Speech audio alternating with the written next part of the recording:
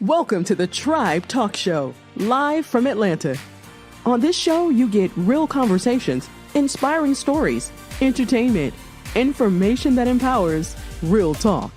A safe space to learn and grow. Real sisterhood. Let's talk. Let's grow.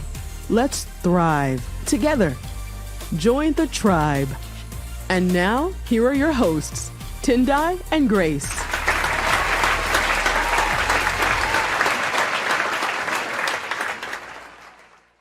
Hello, guys. Welcome back to the Tribe Talk Show. We are so glad to have you joining us. And, we appreciate all the love, the feedback. It's been amazing. We feel it.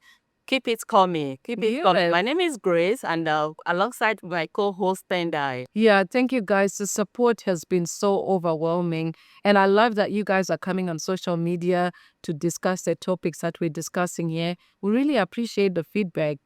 All the negative, positive feedback, it's all welcome. This is a journey for us. So thank you so much. And if you have any topic that you want us to discuss, feel free to email us at mytribetalkshow@gmail.com. And today we actually have a very special guest, Fubemi. You guys may have seen her on the previous topic that we had, but she was so awesome and she touched on some topics that we thought we need to bring her back. So that's coming up in this episode. But before we head, the group chat was on fire with a viral video that went on. I know. About the love child, man, that got me shook. Yeah. I'm telling you, because how in this time and age, man, I don't know if you guys have seen the viral video of a lady that came on social media, with supposed to be husband niece, who eventually found out that she is indeed her husband's child. Yes. Yeah, that was so crazy because the backstory is this man, and they are Nigerian. Yeah, this man brought up this child into the home and said to the wife, "This is my niece. She's going to be staying with us." I don't really know what happened, but she later realized that this was actually his child, and she now recorded a video. Obviously, she was going crazy. I would go crazy if I find out that my husband or however he is has been, lying to me. Yeah, I don't blame her for her reaction. But the part that I don't understand still is, how? How did you not know? And why will a man lie about a child that he had prior to the marriage? Yeah, that's very confusing. Because at first I actually thought maybe this was a child that was conceived within the marriage, but it is from before. Yeah, because that's very hard. I've seen a woman lying or hiding a child to a guy, just because they don't want to be labeled for, having a child early or for having a child out of wedlock. But seeing a man, this is new to me. And now in Nigeria, or maybe I should say in Africa, this isn't strange. And it's, I can't call it a norm, but we've seen these cases. And I have one close to home. You understand that I can share, but this particular one seemed a little hot. And I'm really curious. Like, did she not know that? How did they get married? Did they not know each other's family? Because I don't know. in my culture, you will have a proper introduction ceremony. But then the in-laws can lie to you. You know how many people have been married only to find out that their husband had another whole wife? That is and true. the family will keep it on the low, and they'll be saying, "Our wife, our wife." It's true. It's true. But man, talking it now, we see the back and forth batching on social media. But man, I don't blame her. I mean, I'm telling you, like, I don't even know how I would react if that were to be me.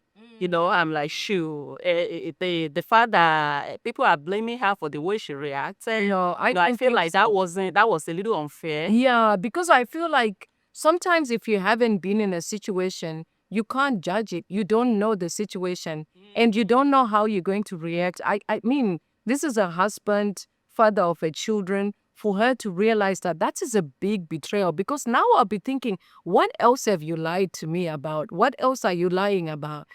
So I don't think her reaction was was bad. But I feel like this anger is misplaced. We should be questioning the guy. Like, why did you lie? Yeah. Because he didn't just lie to her, he lied to the child as well. And he also most likely told the child to lie. That's the part that really breaks my heart. Because this child having to be forced to call her dad uncle and having been forced to keep quiet all this while, that breaks my heart because this is an innocent child that has been brought into this messy situation, And I think that's is the issue.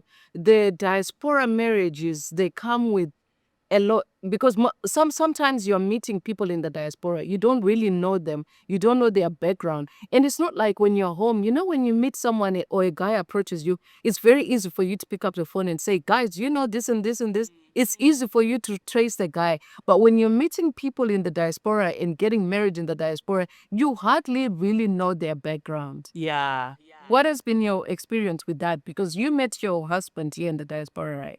Yeah. We met here when I moved here, and I remember him telling me because when I told him that I was 27 when I met him, and he was really shocked. He said the first question is, "Are you sure you don't have kids?" I said, "No." "You sure you don't have one kid in Africa?" And when he told his mom about me, his mom was like, "You sure she don't have no kids?" And she's like, "At 27," and I'm like, "No, if I have kids, I wouldn't be hiding it. I'll proudly showcase my child. And you either take me for who I am. There's really nothing to lie about." Exactly. I don't understand because that's the first conversation you have. When I'm dating, that's the first thing I ask. Like, do you have any children? And I always share, like, my children are my biggest pride. Like, And as a I have to share. Well, I'm thinking that maybe he felt like she wasn't going to accept him for him, or maybe there's got to be there's got to be a reason. Unfortunately, he's the only one that can explain to us, whatever that reason is for hiding a whole child. I just hope that they'll be okay because we see them online now, cuddling and behaving like nothing significant happened. And I don't know how they whether they are masking it or they just, happy. I hope they get the help they need. Yeah, but our culture, we're very good at putting things under the rug. Yeah. And just keep it moving. And that's where even I remember the first episode we're talking about the emotional baggage that most people have. It's because we don't really address issues. We just carry on. Yeah. We just, conditioned. If you have an issue, just keep it moving. Keep going. Keep going. Well, we're in a new age now. This is social media age. I hope for the sake of this child, they address this properly and they get the much needed, help, therapy, whatever they need, rather than sweeping it under the rug, because this is life-altering situation, especially for the child. I mean, the adults, they probably would be okay, but for this child, when she become of age, with our stories all over internet, all over social media. And that's the thing. There's so many marriages like that where people have deep, deep secrets. And they have deep, deep secrets, but they have to just carry on. They have to carry on. And betrayal, I mean, we are women. We've been cheated on. Of course. And with me, I think that's a part that I need to learn because I don't know how I can switch off from that. Because I'll be thinking, what else are you lying about? When you're there eating, I'll be saying, is he chewing or is he not chewing? I'm going to start questioning everything about you. So that's always a challenge. But I'm glad if they are moving forward, that's really good for them. Yeah. Wish them all the best. And, but I'm excited because we're going to be joined by Bubemi in a minute. And she will be telling us the healthy way to move forward as a couple in situations like this, especially for married people or for couples in the diaspora. How do you move on from situations like this? What are the healthy ways to move forward? We're so excited. She'll be joining us right after the break. We'll be right back. Thank you.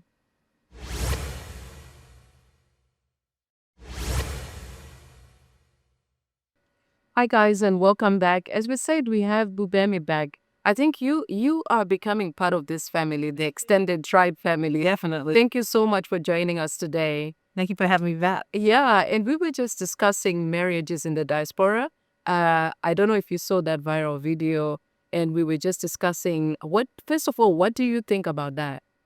I mean, it's interesting. I grew up here and I met my husband in Nigeria. So some of those things could have happened to me, if I didn't, ask questions. Or I think the way I met my husband was through through my husband's best friend, which is my sister's husband.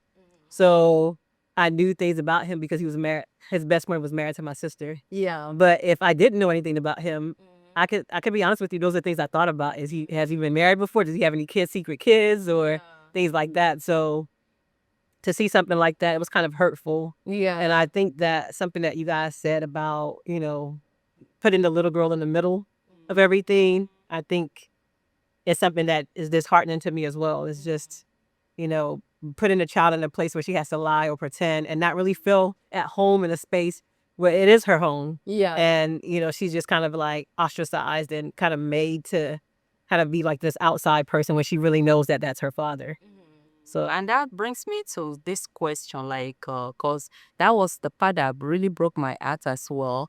How do you think this has affected her, or it's going to affect her, as she's growing up? I definitely think it's going to have a major effect on her because, first of all, she's growing up outside of an African culture. She's growing up in a different culture. And so she's getting something at home and then being told something else at school in a different environment. She sees people being treated, even in the Africa, Nigerian or African diaspora. She's seeing that people are being treated a certain way. And then there's this thing that in counseling that we call the hierarchy of needs, and belonging is one of those hierarchy of needs. And so in order to feel like you belong, the foundation comes from your parents.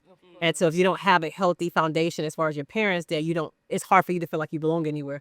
So now when you're making friends, you don't really trust people. Are they lying to me? Or do I have to lie to fit in? And so then you can end up having people-pleasing behaviors where you're trying to people-please so that you can fit in somewhere. Because I'm sure that she has to always put on a show in order to live in the household that she lives in. Because when she started life for a little kid, you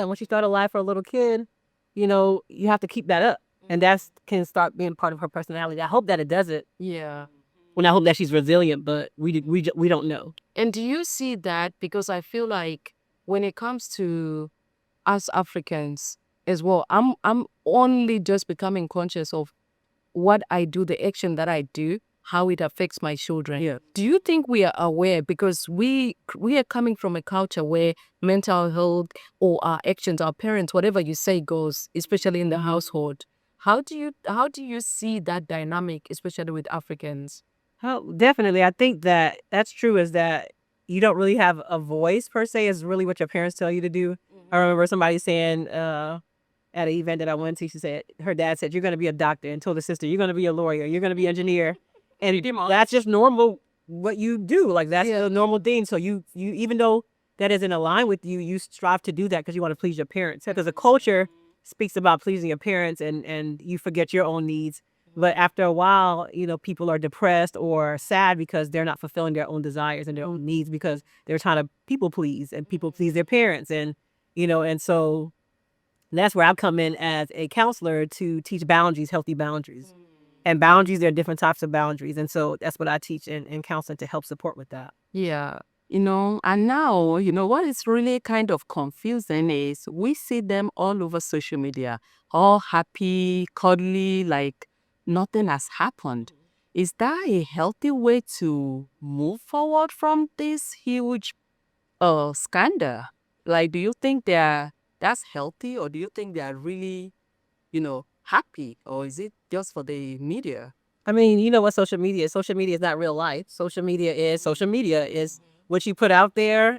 For some people it's their true life, and then for some people it's a facade. And people are using social media for business and to make money. And so her motives or their motives, we wouldn't know. We have to ask them what their motives are, and they might not even be honest if you do ask them. But people have their motives. People want to be famous. People like the attention. So it could be different motives. So. And I think another thing that I noticed with that video, just watching what was going on social media and how people were reacting, people were blaming the wife, especially the way she reacted.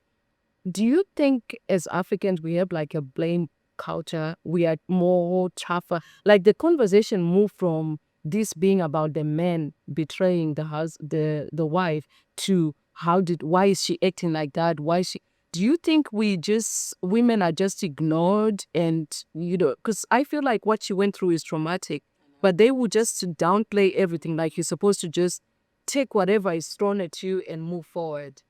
I think that's pretty tricky because you think about it, if you're in a relationship or you have a connection with somebody, how they respond to certain situations is going to fuel how you whatever response that you receive. So how they react is going to impact how they respond or how you receive their response. So I think for that, if she had came crying and was like, sad and things like that, I think people would have been more empathetic towards her.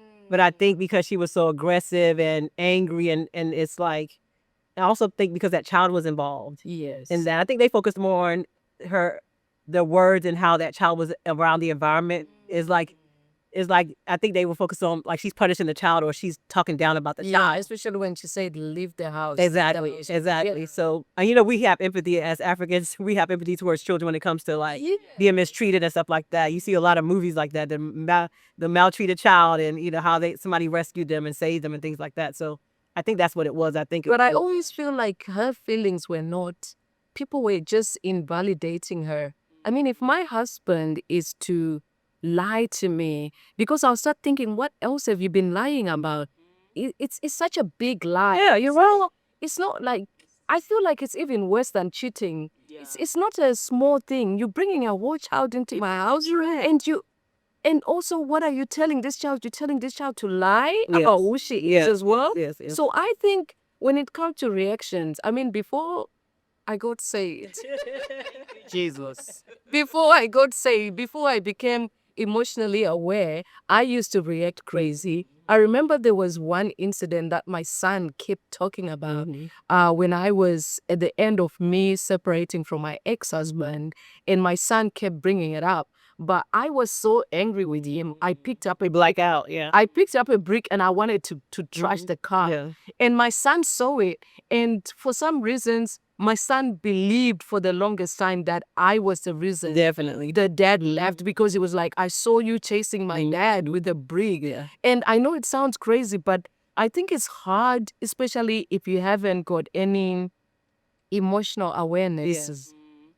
It's hard for you to react rationally. Yes. You can just react whatever So I think people need to give grace to this woman. Oh, definitely. I agree with that. Yeah. Absolutely. Because I myself, I wouldn't even know how to react in a situation like that because, this is something very significant. And that brings me to this question that, in reality, can couple really move forward from this type of scandal?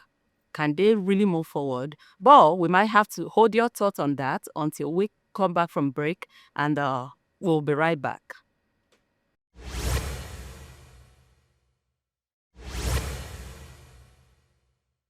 Welcome back, tribe. We still have the beautiful Bubemi, and she's sharing some knowledge with us.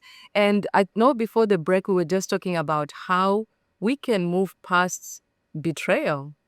And I just wanted to find out, a lot of us, I think every woman at some point has been cheated on, whether it's with a girlfriend or someone bringing a random child into the marriage. But I just wanted to find out from you, how can we as women accept and move forward if we still want, the marriage to work? I mean, I think the truth is you don't have to accept anything. I think just being honest with yourself first. Once you're honest with yourself, I feel like healing can happen. Because the reality is that you have to heal yourself first before you can reconcile anything in a marriage. Because a lot of times what people do is when there's a betrayal, they'll try to do things together and to try to resolve the issues together. But the same things repeat itself over and over again because the healing really is first individual. So I have to heal myself. My partner has to heal themselves. And then we can come back together and do healing together.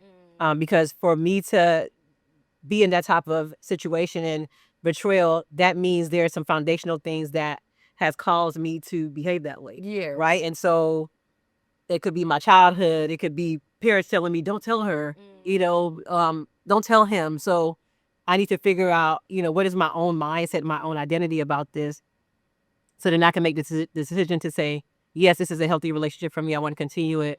And I'm going to forgive the person or if it's not a healthy relationship, I need to walk away. Yeah. I'm glad you mentioned that because that's one thing that we're really not so aware of, the fact that because of the culture, a lot of people see the stigma in walking away from your marriage and your relationship. So we tend to stay even beyond our work. Definitely. And this has really, really affected a lot of, especially women, Yeah. about what are people going to say?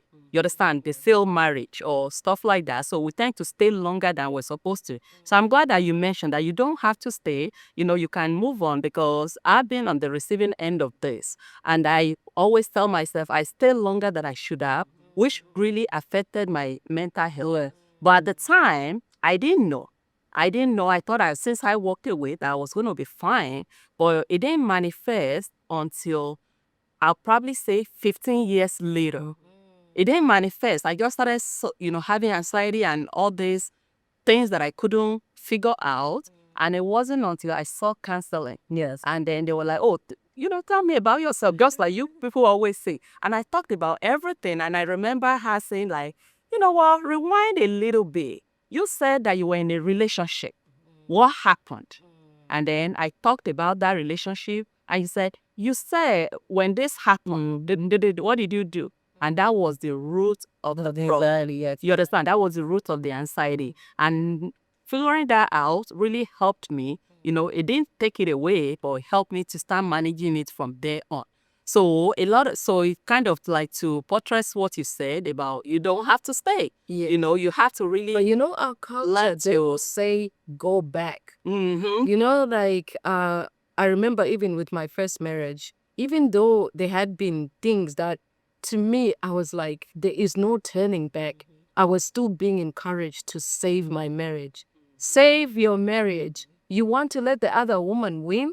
Like, that's what we are. And I hope our generation of mothers are going to change that narrative, because I feel like even my mom, everything was so rooted within the Christianity, and she would tell you, like, you're supposed to have one husband. Yep. You need to try to make it work with your husband, but you don't really have to. So how do you think that affects us as African women when it comes to being conditioned to stay? How do you think we can come out of those shackles to think, okay, I can actually leave this marriage? To be honest with you, I think the first thing that we have to focus on is the idea behind marriage and what we are taught as women about marriage. Because I think, first of all, what has to happen is when we're dating somebody or somebody is courting us, we have to be mindful of, are we compatible? And I think that's not what's talked about in the culture. I think it's, this person is a doctor, this person is a lawyer, this person has money, this person doesn't have money. And they never focus on the character of the person when it comes to dating somebody. So I think that's what ends up happening, is that because that person looked good on the outside and on paper, nobody ever really pays attention to the person's character and their behavior and things like that. So that's what ends up leading to divorce, because you're surprised that somebody that was already aggressive or already controlling is controlling in marriage. Yeah. You saw that in the beginning, however, because you're told as a wife you're supposed to do this, as a wife you're supposed to do that. You kind of go along with that until you can't take it anymore. Yeah. So that's what I think we have to focus on first, is educating young women in African diaspora about how to actually date in court. Looking at character, looking at background, mental health, and things like that. I think that's what needs to change. Yes. Because I've seen people in my generation and younger generations, they're quicker to get divorced now. But I don't think that's a good thing either. I don't think that promoting divorce is a good thing. However, I feel like if we educate people, because I've seen people that got married and they're like, oof, Yeah. they don't need to get married because this person really has really bad self-esteem and this person is accomplishing so many goals. There's going to be a conflict in the future. And if that person doesn't have counseling or support, they're going to get a divorce. Because I feel like unless it's abuse, like physical abuse, emotional abuse, or something that is a deal breaker for you, I feel like you can fight for marriage. But certain things you just need to walk away. Like you said, it's going to impact your mental health, and that's not worth it. And I think the other problem I see is that most people that are coming into the diaspora, the dynamics kind of like shift when you move here. Yes. Because you see that most people, maybe the husband was a breadwinner, and they were a breadwinner in Africa and they were calling the shots. But when a woman gets, because I honestly feel like maybe 50% of marriages are survival marriages. You just get with someone that you think can look after you. Yes. So do you think that, because they talk about there's so many people divorcing in the diaspora. Do you think when that shift happens, when a woman become more confident and more financially stable, all of a sudden you start to think, I don't really like this man? Yes, yes, definitely. I think with education and financial literacy, financial awareness, and just being able to be more financially stable, it's easier for me to speak up and say no, because now I don't have to suppress my needs and suppress myself because I'm not dependent on you to take care of me. Yeah. So it does happen, but I do feel like there can be a balance if you have a healthy communication, a healthy relationship with your partner. There's some partners that I know that the woman makes more money than the man, but the way that man takes care of the household and the talents and skills that he has, the woman can't even do that. Like, Yes. I know my husband can cook better than me. So even though I cook, but I know my husband can cook better than me, and he's not afraid to cook or to help out with the kids and things like that. So I think it's about having that conversation. And my husband is African, like he was born in Nigeria. He was raised a little bit in London, so I think that helped. But his mindset is Nigerian, but he still is very helpful. So I also think it's about personality as well. That Of course. can I help? Can I assist? And then also what society promotes, not just society, but the family. There's some families that say, men don't go in the kitchen, men don't do this, men don't do that. And they come in there wanting you to play the role as their mom. So I think there's a lot of different dynamics. And I think speaking to that person and kind of seeing their mindset is helpful. I think one key takeaway that I've taken from speaking to you is that we as women need to be more self-aware. And you actually have a book because you believe that people should work on themselves before they get into relationships. Yeah. So can you talk us a little bit about how to be self-aware as a woman? Okay. So first of all, defining what self-love is. I have had so many experiences where people tell me that they hate themselves. So teaching people what self-love is, self-compassion, and there's something called internal dialogue. That's basically how you talk to yourself, what you're telling yourself, and being kind to yourself. And so that's what I would say. And then doing the work, going to therapy is what. And I know you have a book where you speak about this. Do you mind just sharing with our audience where they can find the books? Yeah, my book is on Amazon, and they're going to post it on their links. Yes. And you can find it on there. Yeah, absolutely. And that's all we have time for today, guys. I just want to say thank you again to Bubemi. Thank you. Our guest co-host that's going to be here all the time. Thank you. We'll see you again next time.